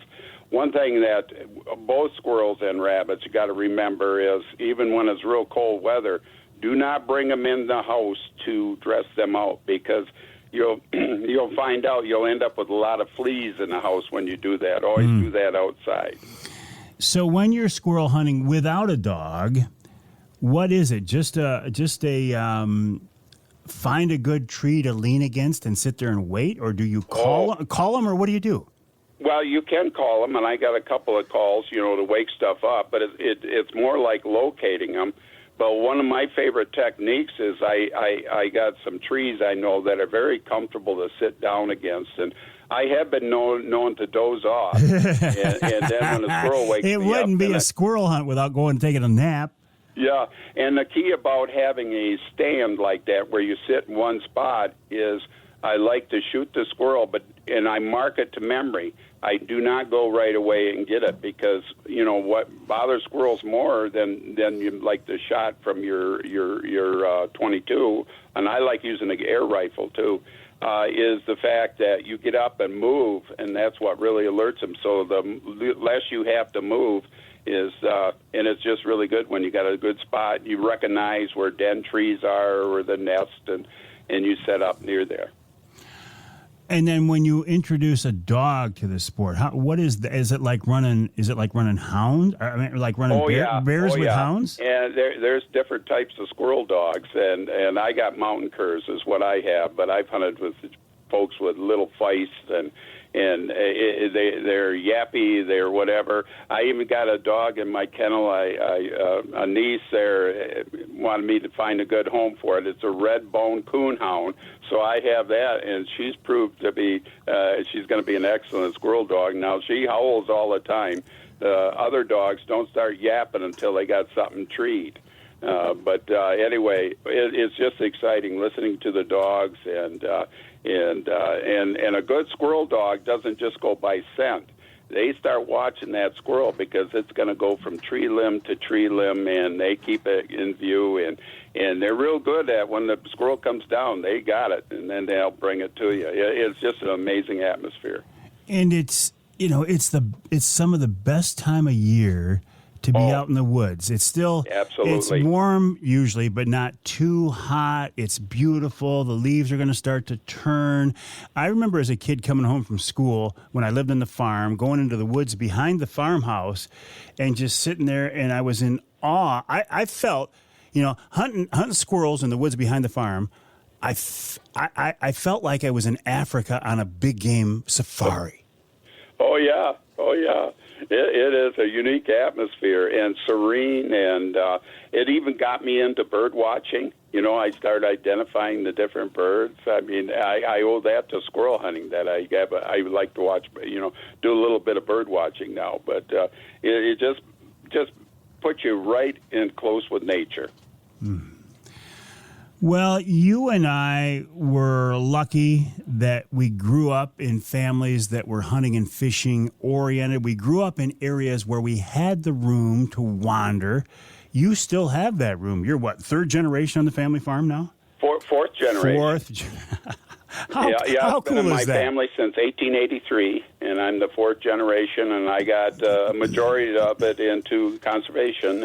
Prairie grass fields surrounded by shelter belts, evergreen shelter belts, and I'm in heaven. So I don't have to walk far to have it good. And by the way, the wild pheasants are going to be phenomenal, at least in my thumb area here. And if there's cover, there's going to be birds. They've had 2 mild winters, and I'm listening to the roosters in May when the pheasant mating season was starting up. There were roosters crowing all over, so we never put a big dent in the roosters when we were hunting them because there's plenty of them. And that drought we had, that early drought in May and June, was ideal for hens that are nesting and then rearing chicks. It was just it wasn't good for farmers, but it was. I can tell that we had a good first hatch. That's a very important one because most of the pheasants that you shoot in the fall, wild birds, were hatched that summer. Well, you and I will talk more about pheasant hunting as that season gets closer. I wish you luck with the youth hunt with your grandson, your bear hunt with Gary Morgan. I can't wait to hear the details on that and the rest of your fall hunting season, Tom. It is always a pleasure to talk with you, my friend. It's always an honor to be on your show, Mike. It truly is. Well, thank you for that. I appreciate it. Tom Lounsbury, noted outdoorsman, outdoor writer, and all-around good guy. We'll take a break here on the Outdoor Magazine Show. When we come back, a few more things to talk about. And, of course, we'll wrap it all up with wild game chef extraordinaire Dixie Dave Minar.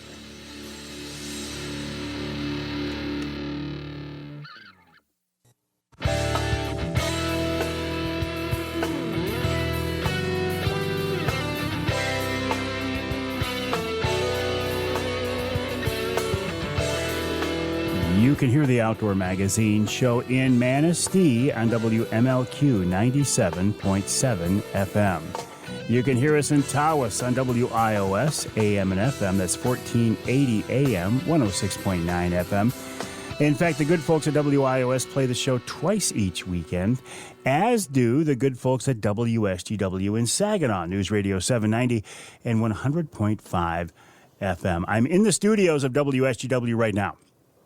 For these 3 hours, though, I call this corner of the building the Outdoor Magazine Studio. And since I have a little sign behind me, nobody has actually ever even challenged me on that. So I'm going to continue to do that. I'm in here with Charlie Rude, doing a wonderful job as always.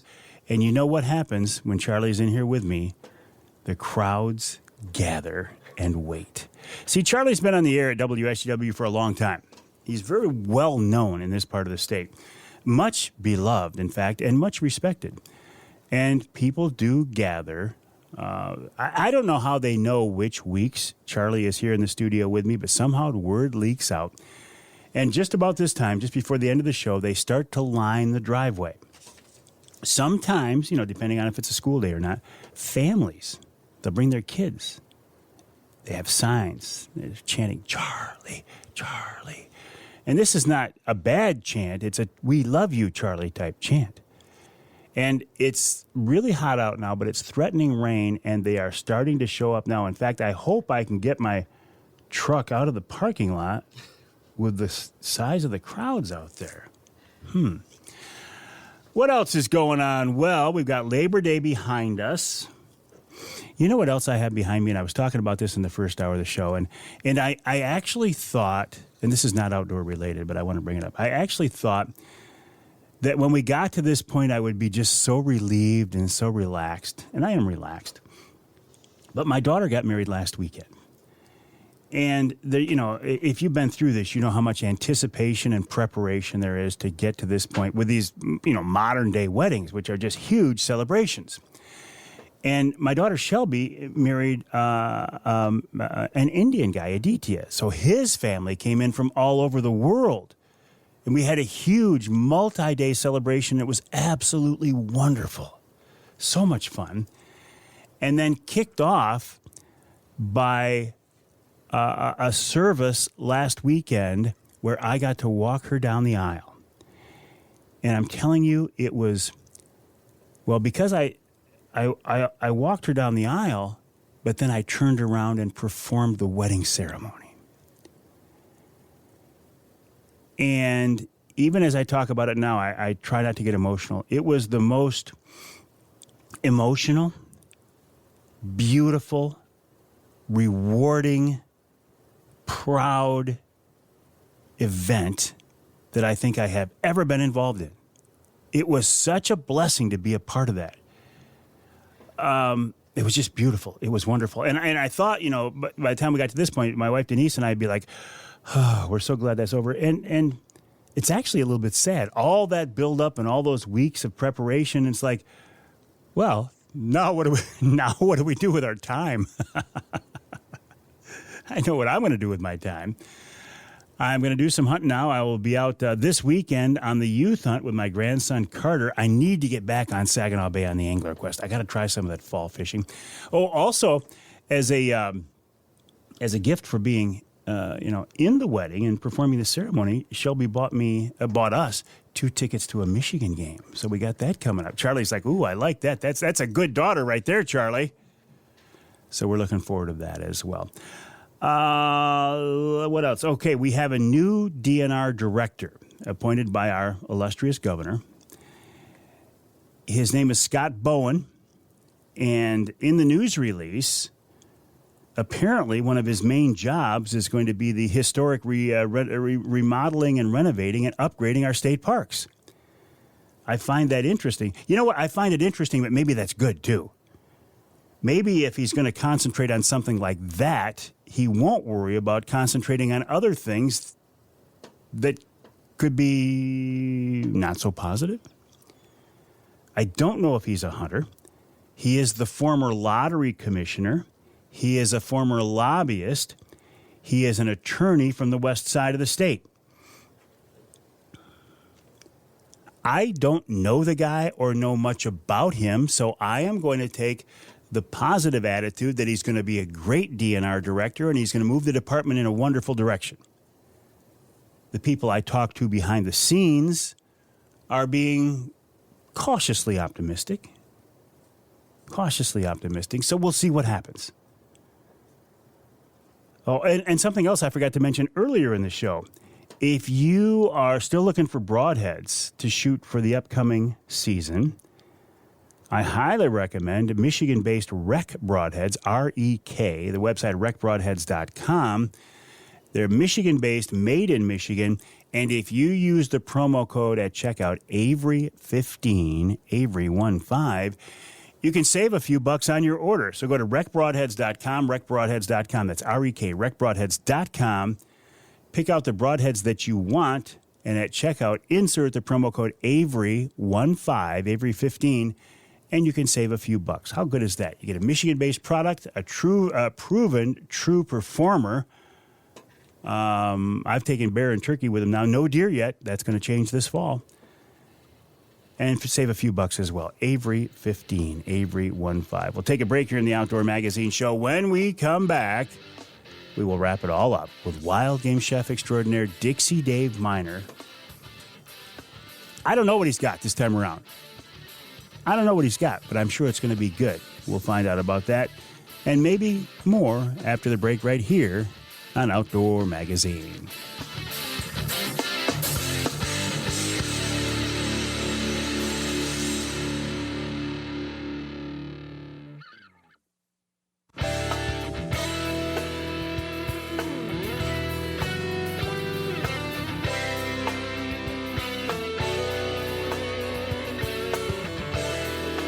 Welcome back to Outdoor Magazine. If you've been with us before, you know I like to wrap up each week's show with wild game chef extraordinaire Dixie Dave Minar. Dixie Dave, a big part of the Outdoor Magazine franchise. He's been around for a long time, back when we had the TV show.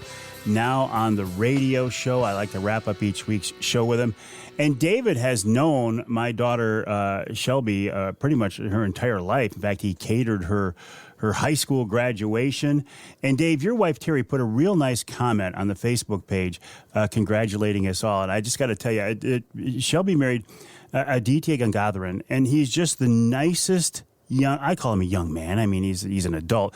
The nicest guy in the world. He loves my daughter dearly, and that's all that's all a father can ask, Dave. And I am just so proud of this whole thing, and I want to thank Terry for putting that nice comment online. I will tell her. I'll tell her that for sure. Yeah. And it's so cool that you officiated her wedding, Michael. That is just amazing.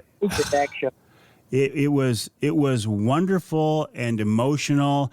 We got through the service pretty much with no tears, but let me tell you, there was some good hardcore crying before we walked out. I imagine, yeah. And you've got some exciting stuff coming up, too. You got a bear hunt coming up. Right. My season is from the 15th to the 19th, and a gentleman by the name of Jared, he has a guide service, and you have his phone number. You said you could post that if you wanted to. I'd really like to give him a plug because he really sounds like he's going to go full board to help me out get a bear. Well, we're gonna get him on the show after you get your bear. Yeah, he generously. I was poking around. I said, okay, we need a houndsman for the Gladwin unit. Baldwin. Okay, we need a houndsman for that area. And I started asking around. I said, who's good? And Jared's name came up. I reached out to Jared. I said, Dixie Dave is looking for a hunt, and he said, Dixie Dave. I've been watching this guy on TV forever. I'd be happy to take Dixie Dave. That's what he said. He watched me since he was a kid. Now I feel old. You know what, Dave? I get this all the time. I'll have 45-year-old men come up to me, men with gray hair in their beard, and say, man, I used to watch you when I was a kid. It's like, oh, seriously? I know. It's almost cute. It is. It's fun. What do you got for recipe for us this week? Well, we've got a grilled goose breast. There's so many young birds out there. If you get young birds, this is going to be great. This is going to be for about 6 to 8 breasts. It's on a barbecue grill. And we're going to make a marinade, and you're going to soak this anywhere from 12 to 24 hours. You're going to need a cup of wine, whatever you're going to drink, whether it be port, Burgundy, Chianti, Cabernet, Merlot. And this is going to be part of the tenderizing agent also. And also about a quarter cup of balsamic vinegar, and that is more of a tenderizer too. 4 to 6 cloves of garlic smashed up, chopped, whatever you want to do. A large onion diced up fine. About a half a teaspoon of crushed black peppercorns. That's going to give it a little zing to it. And you need a quarter cup of toasted sesame seed oil. Again, sesame seed oil is a tenderizer. Quarter cup of curcumin soy sauce, another tenderizer. About a teaspoon of salt, a couple of 3 tablespoons of brown sugar, and you're going to need a package of rosemary leaf sprigs. You're going to mix everything together except for the rosemary. Cover and refrigerate overnight. Anyway, you want to turn them a couple times, make sure that everything is soaking in this liquid. And again, this is for 6 to 8 breasts, okay? So what you're going to do is soak the rosemary sprigs in a little bit of this marinade. You can actually put it right in with the breast. And 1 hour before grilling, get your barbecue nice and medium hot.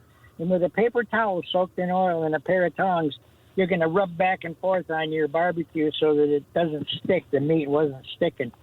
And sprinkle these rosemary sprigs on the charcoal grill, on the coals, or right on one of the shields if you have a barbecue that's propane. And you want to grill these only to medium rare. Rare would be best, some pink, but don't want to overdo this. This is one of them things that I can't stress enough. You want to close the lid on this, and you're going to check it quite often. You might have to turn it 3 or 4 times, and then maybe even make a little cut in one of them steaks and see if the meat is still nice and pink and red. And it's excellent. You can strain this liquid on a plate, put the goose breast on top of it, And if you have any left over, make a salad the next day. Slice it real thin. Lay that on top of your salad. Oh, my God, is it great. And goose, especially, it's a dark meat, right? Almost a sweeter meat. How would you describe it, Dave? Yep. It's the same color as venison, basically. It is nice. And these young birds doing it like this is going to be so tender, you wouldn't believe it. Well, and there's a lot of them flying around. I mean, they're all over the place. So you might. I've been hearing a lot of shooting. And we might. Good. Get rid of those big flying rats, as I call them. Exactly. I would set them too, Michael. All right, Dave. Oh, listen, we don't have time this week, but just real quick, there's an event coming up at Delta in October. Let's make sure we talk about that next week. All right. October 16th. Just call Delta College and reserve some tickets. Perfect. And we'll talk about your out of time, Dave. We'll talk about the bear hunt next week as well. Wild game chef extraordinaire Dixie Dave Minar, a big part of the Outdoor Magazine show. But you know what? You are the most important part. If you weren't here listening to the broadcast version of the show or the podcast, there'd be no reason for me to do this. Check out my website, MikeAveryOutdoors.com. Send me an email to Mike@MikeAveryOutdoors.com. Don't forget about the Behind the Mic and Wednesday Night live streaming segments. I guess all I can say is have a good week, good weekend, and we'll talk to you next time right here on Outdoor Magazine.